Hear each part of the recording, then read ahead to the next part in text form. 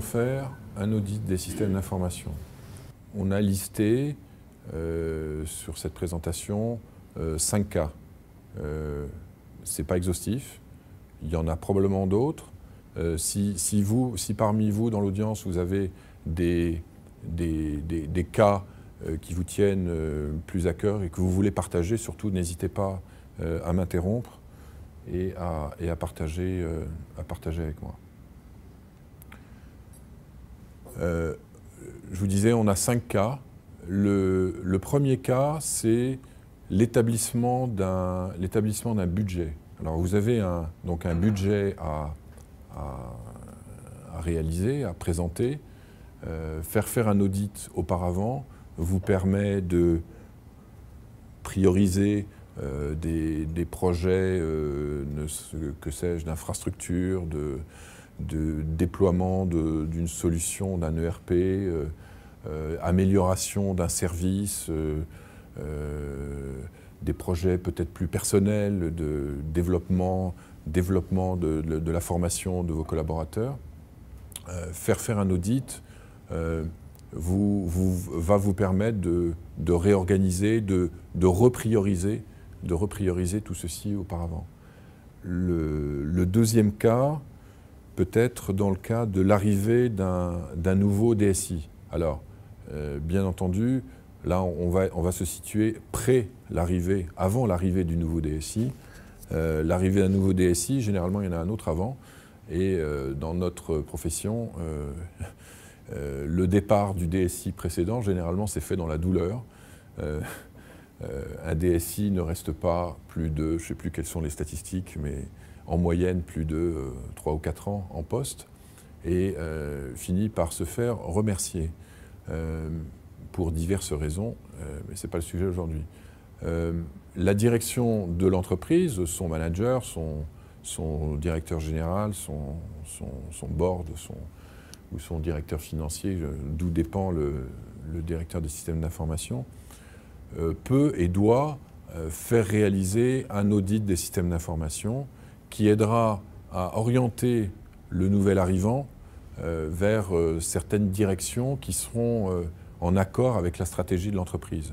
Le nouvel arrivant, le nouveau DSI, ne connaît pas forcément tous les tenants et les aboutissants de son entreprise, s'il vient de l'extérieur, s'entend bien, mais une fois qu'il est en place, c'est à lui d'agir. Il ne va pas faire appel immédiatement à un auditeur. Il est censé avoir, comme me disait Hugues, quand on a préparé cette présentation, il a la science infuse. On attend tout de lui. Donc on ne fera pas appel à un auditeur à ce moment-là. Par contre, et ça c'est un troisième cas, le troisième cas c'est quand l'équipe en place intègre une nouvelle équipe. Il y a eu une fusion, il y a eu un rachat de société et vous avez d'un seul coup votre équipe de 40 personnes se retrouve avec 20 personnes supplémentaires. Alors oui, on a fait un audit de l'équipe qui arrive auparavant, lors de tas d'études pré-achat, mais il est intéressant de vraiment faire quelque chose d'opérationnel à ce moment-là, un audit opérationnel à ce moment-là, dans un double but. D'une part, bien s'assurer de comment on va pouvoir utiliser les 20 personnes, dans mon exemple, là, les 20 personnes qui viennent rejoindre mon équipe de 40, mais également comment ces 20 personnes vont pouvoir s'intégrer parmi mes 40. J'ai une expérience justement d'intégration où intégrer l'équipe chamboulait complètement toute l'équipe d'exploitation de l'équipe recevante, si je peux parler ainsi. Et tu voulais rajouter quelque chose là-dessus ? Non, vas-y, peut-être, tu veux que je parle de cet exemple maintenant ? Oui. Très bien. Oui. Donc, l'exemple que je proposais de partager, c'était justement de fusion d'équipes, fusion de boîtes auxquelles on est tous à un moment donné dans sa carrière confrontés.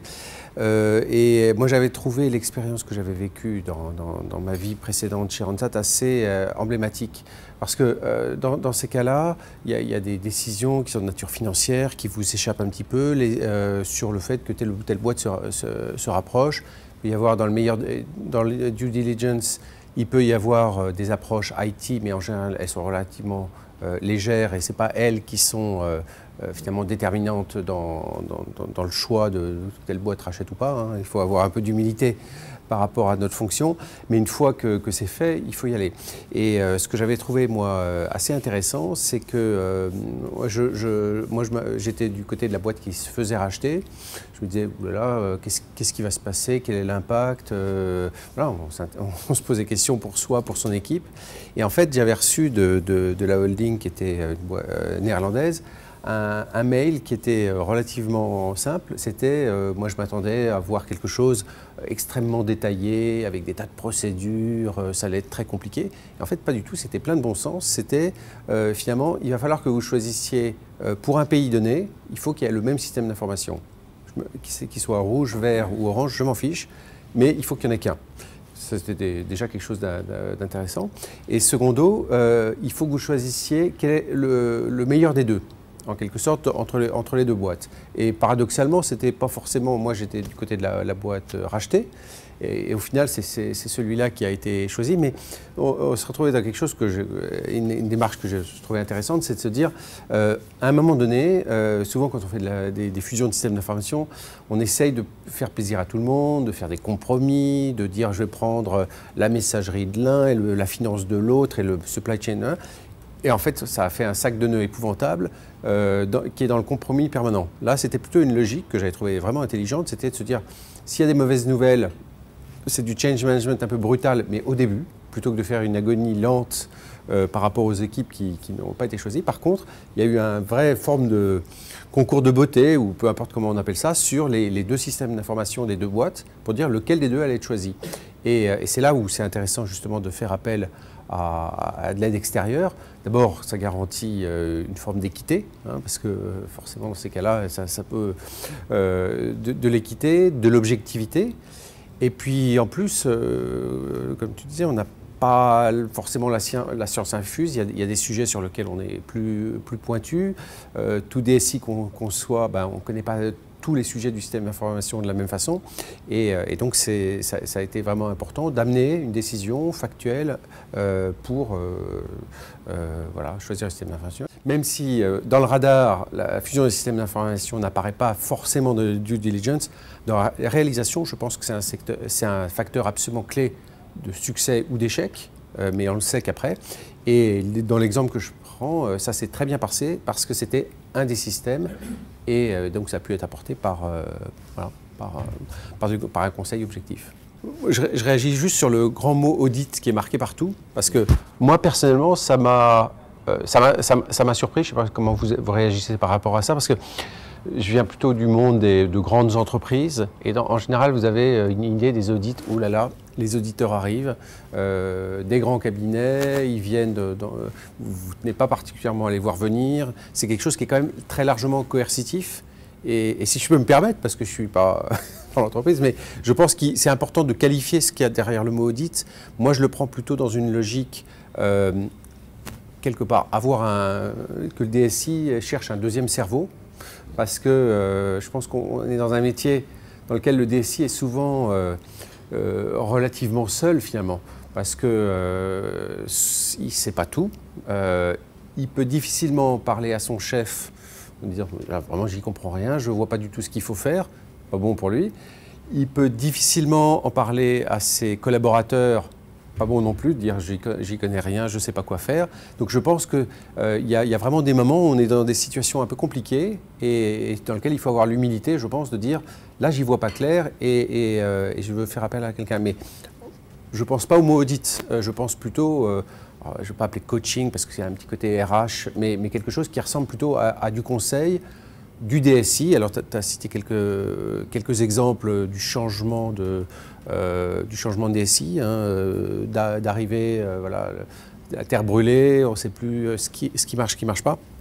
Et je pense que ce qui est très difficile à obtenir comme information, mais je trouve que c'est vrai dans plein de situations de la vie professionnelle, c'est d'avoir un jugement qualitatif sur ce qui va pas, et que quelqu'un prenne presque le courage de mettre une opinion, un jugement, sans être inondé d'informations.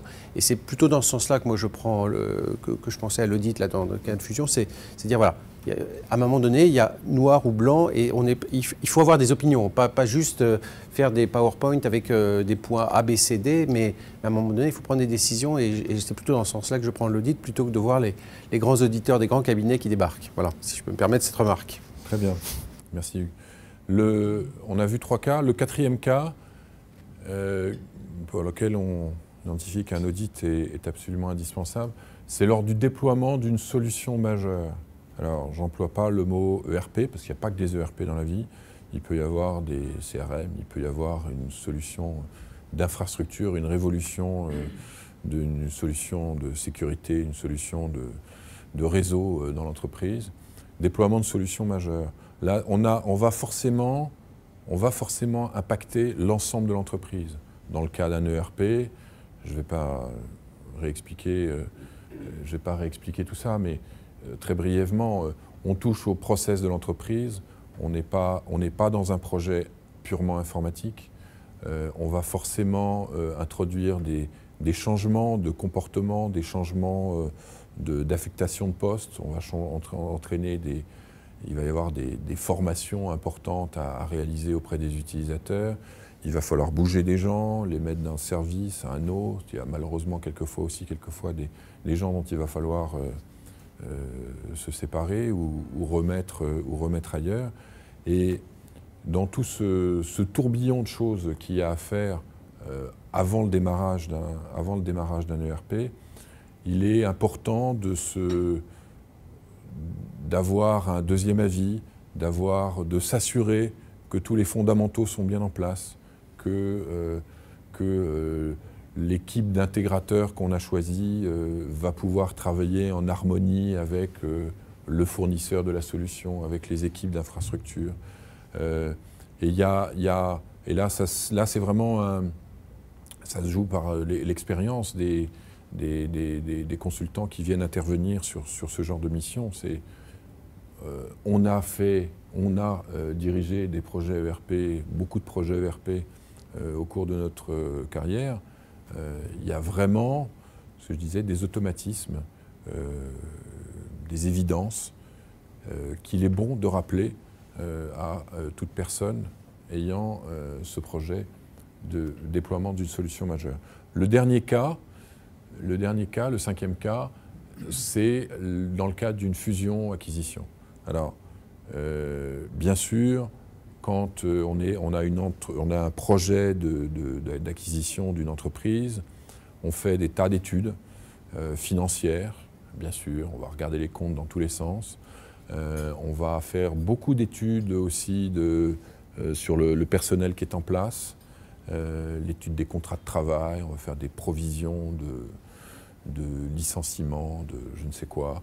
On va faire, et ça c'est ce qu'on fait très régulièrement. Est-ce qu'on fait régulièrement un audit des systèmes d'information? La réponse est non, je le sais, et c'est fort dommage.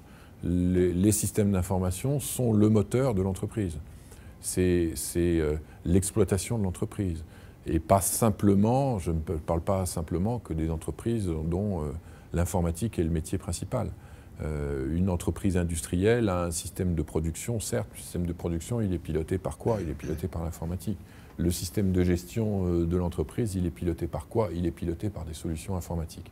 Et faire un audit des systèmes d'information est absolument essentiel. Est absolument essentiel de détecter ce qui marche pas, ce qui est caché, ce qui va être amélioré. Et comment, j'en parlais tout à l'heure, comment ça va pouvoir s'intégrer aussi après dans le système d'information de mon entreprise qui vise à racheter cette société. C'est pas quelque chose de très lourd, hein. Ça peut ne pas être quelque chose de très lourd. Et c'est pas uniquement de l'analyse de documents dans une data room quelconque.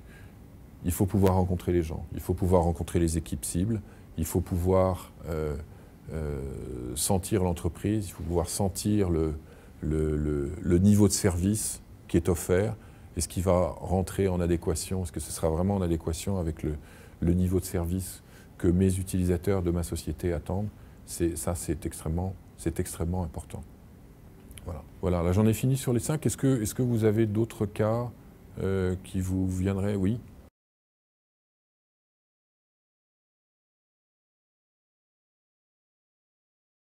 Oui, tout à fait.